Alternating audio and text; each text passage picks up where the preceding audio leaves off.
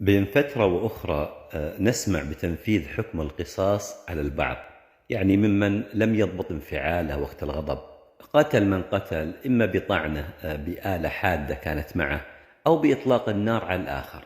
يؤلمنا والله جميعا يعني حينما نقرأ أو نسمع بتنفيذ حكم القصاص، وكل عاقل وغيور على أبناء وطنه يقول يجب على العقلاء في بعض المناطق وكبار القوم فيهم أن ينشروا الوعي فيما بينهم وتبيين النتائج المؤلمة والأحزان المترتبة على التهور والقتل وعدم ضبط النفس، وتذكيرهم بأن الشخص لابد أن يتحلى بالحلم والحكمة والصبر.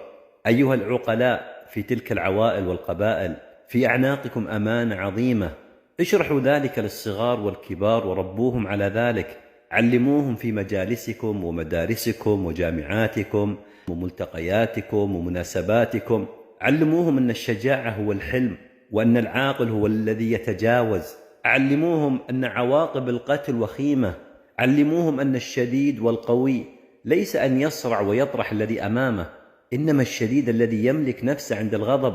علموهم أنهم في بلد يستطيع الواحد أن يأخذ حق وافي مستوفي، ولكن بالعقل والحكمة.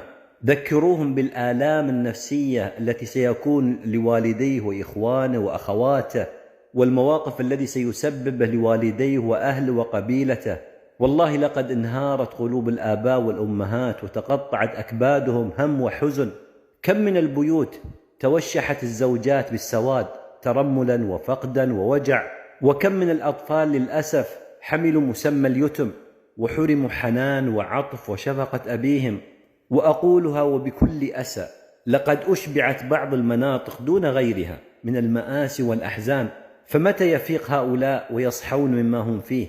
ومتى العقلاء في تلك المناطق يعني يقفون وقفة رجل واحد ويوقفون هذا السفه من بعضهم؟ وأخيرا أقول يجب على الجميع ألا يشمت بهؤلاء ويسأل ربه السلامة والعافية، فهذا ابتلاء، والله المستعان، ولا حول ولا قوة إلا بالله.